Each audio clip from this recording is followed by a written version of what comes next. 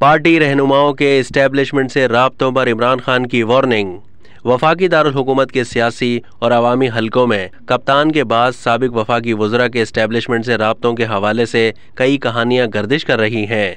ये पार्टी के वही रहनुमा हैं जिनकी सरगर्मियों के बारे में कराची से ताल्लुक़ रखने वाले जज्बाती साबिक वफाकी वज़ीर फैसल वाउडा भी इंकशाफ कर चुके हैं।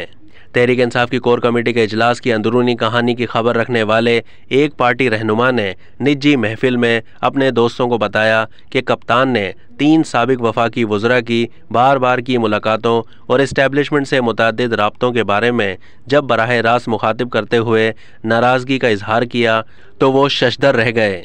कोर कमेटी के इजलास के बाद मज़कूरा तीनों पार्टी रहनुमाओं से कप्तान ने अलहदा मुलाकात के दौरान भी वाशिगाफ अंदाज में उनको वार्निंग दी है।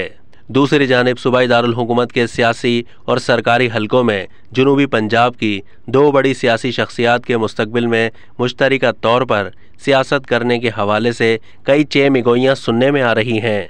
दोनों बरादरान निस्बती का सियासी इत्तेहाद आने वाले दिनों में सूबे की सियासत में एक नई करवट का बाइस भी बन सकता है।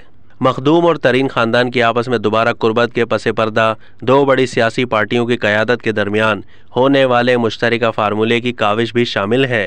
तवील अरसे तक एक दूसरे के मुखालिफ सियासत करने वाले दोनों ग्रुप मुतअद्दिद अरकान असम्बली और सियासी शख्सियात से राब्तों में हैं। सूबे की सियासत में फौरी हलचल के मामले में भी वो अपना असर व रसूख इस्तेमाल कर रहे हैं। अब तक के लिए इतना ही। मज़ीद मालूमात के लिए डेली जंग के यूट्यूब चैनल को सब्सक्राइब कीजिए।